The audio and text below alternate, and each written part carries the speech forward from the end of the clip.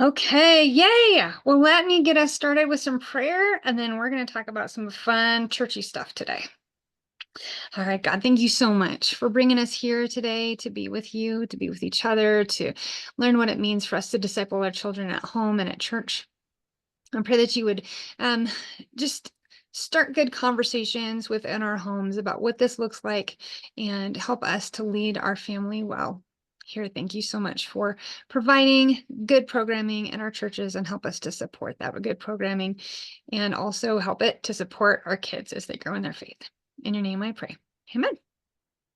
All right, so we're on the fourth key, which is age stage group involvement. And this is basically what all church looks like in most churches in America. This is Sunday school, Bible studies, Awanas, youth group, all the stuff that is age stage specific. Honestly, like even Sunday school classes for the elderly, married couple Sunday school class, like all that is technically age stage group involvement. So the big thing to talk about today is how does age stage group involvement actually benefit our children? Because a lot of people would listen to the other stuff that I've talked about and say, okay, well, we don't really need church the way that it is right now. Let's just do it the other way and just skip Sunday school. But there's so many benefits to actually sending our children to Sunday school and actually sending our children to youth group and all the good stuff. So that's partly what we're going to talk about today.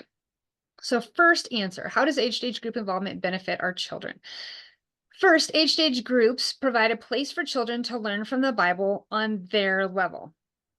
Oftentimes when kids go to big church and they are with adults, they don't understand exactly what's being said.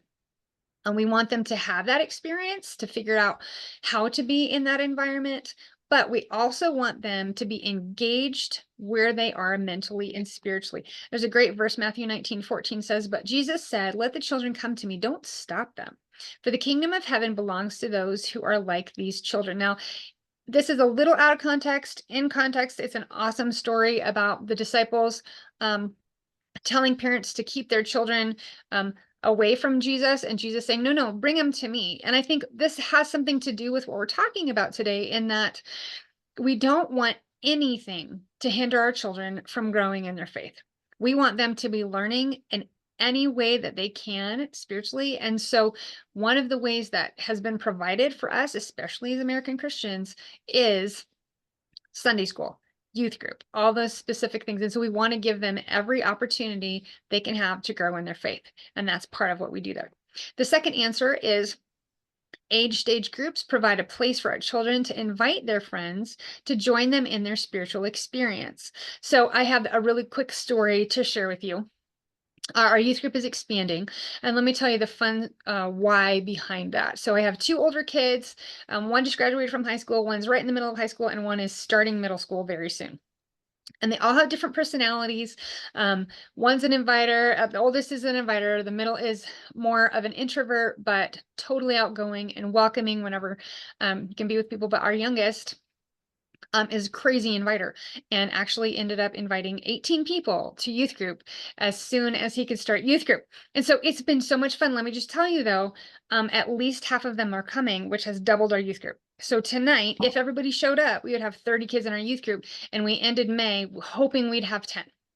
So it's been so much fun. I anticipated it. I knew it was going to happen. I helped them do all the inviting, all that really cool stuff. But that's part of why youth group and Sunday school is so awesome for our kids, because it gives them a place to invite other people their age to come be a part of their own personal spiritual journey. That's part of why I love youth group. Another cool thing is happening at our youth group. The kids that have been invited, specifically the younger siblings of our already youth group kids that have been coming for a long time, have been inviting their friends as well. It's actually like good accountability for their older siblings because like, oh, I need to get on it and I need to invite people too. But that keeps happening, that the younger kids are inviting people and say, this is awesome. Come be a part of this. This is so much fun.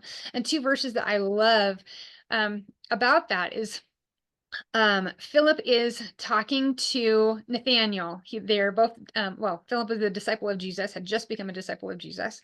And he goes and he finds his friend Nathaniel. And he says, please come and meet this man who is from Nazareth. And he is amazing. And I just want you to come meet him. And Nathaniel says, Nazareth, exclaimed Nathaniel, can anything good come from Nazareth? And Philip replied, "Come and see for yourself." I just love it. He's just such an inviter. And then in John 4:29, we learn about the woman at the well, and Jesus had sat down with her and told her the truth about who he was and invited her to have the living water that only he could provide, and told her about her life, talked about her testimony, basically what had happened in her life, and she knew that he really was the Messiah. And so she runs into town and she says, "Come and see a man who told me everything I ever did. Could he possibly be the Messiah?" And that's what we want for our children. We want them to encounter Jesus in such a way that they want to invite other people into what they're experiencing. We want them to love church. We want them to love Sunday school. We want them to love youth group. We want them to love Awanas, all those things, to be inviting on their own volition because they are experiencing spiritual growth.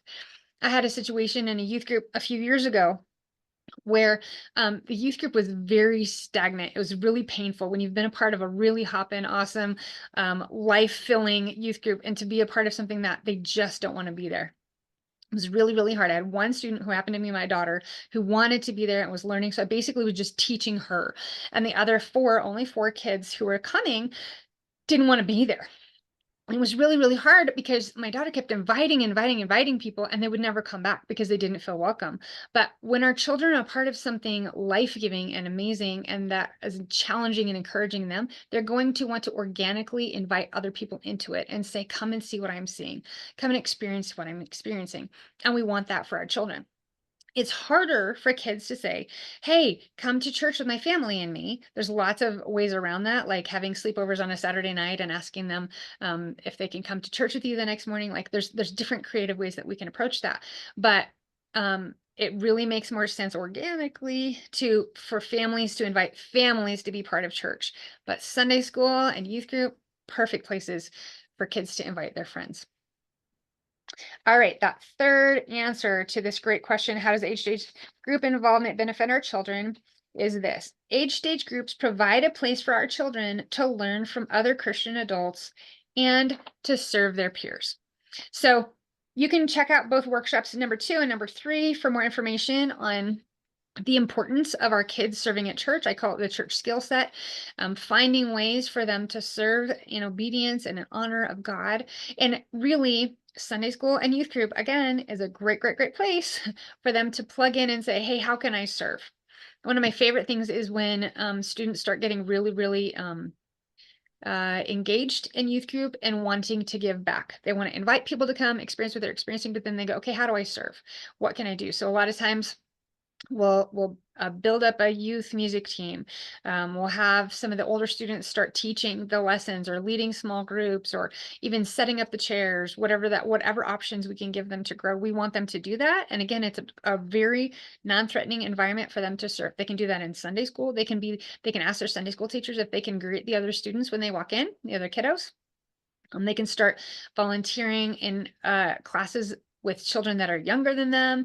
Lots and lots of opportunities for us to serve at church. So go find out. Workshop number 3 talks specifically about that. And workshop number 2 talks specifically about big church involvement and what that means and why those relationships are so important. All right. So 2 Timothy 2:2 says, "You have heard me teach things that have been confirmed by many reliable witnesses. Now teach these truths to other trustworthy people who will be able to pass them on to others." And I love that church is the greatest place. Local church is the greatest place for this to happen.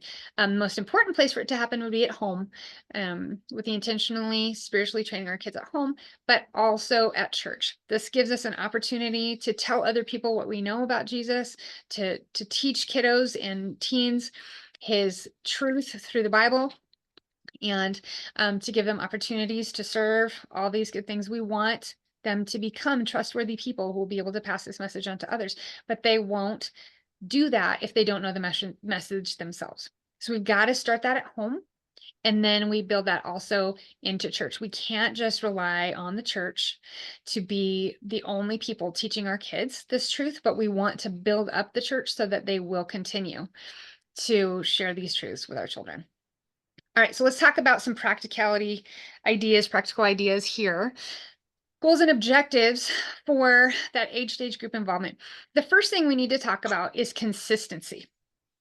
We really do need to prioritize church as a Christian family. What is a really sad statistic is not only do 80% of teens who graduate from high school graduate from their faith when they graduate, but 50%, let me just hit that one again, 50%, when people say that they are regularly attending church members, most people say that if they are attending church 50% of the time. That's crazy. Just let that sink because it's not okay. It does not teach our children the priority of spiritual training. It does not teach them the priority of your family doing it together. Hopefully you're doing spiritual training on your own at home with your kiddos. But most people who are only attending church 50% of the time are not going to be spending time with their kids talking about God at home either. They kind of do it as well, we get there when we get there. And that's not good for our children. Not good for our children for so many reasons. But the first one is if your church actually has a strategy, a scope and sequence that your children's ministry people teach through, that means they're trying to get a really good scope and sequence is going to take your kids through, the whole of the Bible, focus on the life of Jesus, like do specific strategic teaching over the course of 2 or 3 years. Most children's ministry people will say, okay, what do I want this kid to look like and know by the time they graduate from my program? So 5th or 6th grade. So they're going to try to cover everything they can in that span of time. Usually they'll do a cycle of nursery, preschool, lower elementary, and upper elementary, and you'll go through the same cycle over and over and over so that they'll hear it for the first time as preschoolers, second time as early elementary, third time as late elementary, and then we hit whatever we can hit in youth ministry. But what ends up happening is if you're gone 50% of the time and you don't have a strategic children's ministry team, your kids may miss major parts of their faith that are being taught from the Bible, especially if you're not doing it at home and then you're just relying on the church to teach it. They could miss, the parting of the Red Sea and not know who Moses was. They might miss, no, we're going to hope that none of our children miss the resurrection. But like chunks of scripture, just depending on where when you show up. The other thing that's really hard too is that there are children's ministry trends. Most children's ministry teach on full armor of God, fruit of the Spirit, other fun things like that because they're fun to teach. I teach them too, but you don't want your children to only get the children's ministry trends. You want to make sure they're getting the whole counsel of the Word of God, that they're getting all of it. And if you're just only there 50% of the time, they're going to be missing chunks of information from the Word. Now, again, if you're intentionally spiritually training your kids at home, they're not going to be doing that. What happens at the church is just a supplement for the meals you're feeding them at home. But just trying to give you a good perspective of what it looks like when we don't prioritize church. The next thing is to be on time. There's a lot of families who come to church late and it's just whatever. Sunday mornings are really hard. I know that there's a special spiritual attack that happens on Sunday mornings and it's hard to get there in time, but let me tell you what it does for your kids. If you are there late, it makes them uncomfortable to walk into their classroom. It makes them worry about what they've missed and what they're going to be asked about. And also it makes them miss material. It makes them miss maybe fun songs or whatever kind of things like that. And so my challenge for you would be to try to be on time. You don't have to be there 15 minutes early and get stuck with setting up all the chairs every week or whatever, but make sure that you're prioritizing that as a family to show up and then also to be there on time for your children's sake. I'm not saying that because I get irritated when people walk in late. That's not what I'm saying at all. But it makes them feel uncomfortable to be there. It makes them embarrassed. And you want to do everything you can do to get rid of those hindrances for your child's spiritual walk. And then also prepare. If your Sunday school teacher sends a take-home sheet home with your kiddo, or they say, well, we'll just start with that one, take-home sheet. If you have a take-home sheet, please do it. It'll be really good for your kiddo halfway through the week to remember what they learned on Sunday. And as you go through that material, fill in the blanks, whatever they didn't understand from what they learned on Sunday. Fill in the blanks, help them to be ready. Again, this helps them to feel more confident walking into Sunday school when they have those answers because they've already read them. And their Sunday school teacher may not even talk about the take home sheet, but it will help that information that they taught sink in more into their little hearts. And you want to do that. And also another thing to think about is if your Sunday school teachers give stickers for bringing Bibles or attendance or anything like that. Help your kiddos prepare. Make sure they have their Bibles. Make sure that they're there and ready to go, because it really, again, get rid of any hindrance from them wanting to be there, any hindrance from them wanting to learn more about Jesus at Sunday school. All right, the next thing is to model. Model that these age stage groups actually matter by showing up to them yourself. It doesn't mean you have to go to every adult Sunday school class, but what it does mean is that you encourage your kids to be a part of what is provided for them at church. Volunteer in their classrooms if you can. And a lot of churches don't let parents volunteer in their children's classrooms, but somewhere in children's ministry, that still speaks volumes to your kiddos. That children's ministry is important. And then also train your kids to serve by when you're modeling volunteering in a children's ministry setting, guess what they're going to think adult Christians do? They're going to think adult Christians volunteer in a children's ministry setting. And that's a really good thing for them. And a good way for them to support their own family when they have one. And then the last piece here is one of my favorites. And this is supporting the staff, supporting the children's ministry, supporting the youth ministry.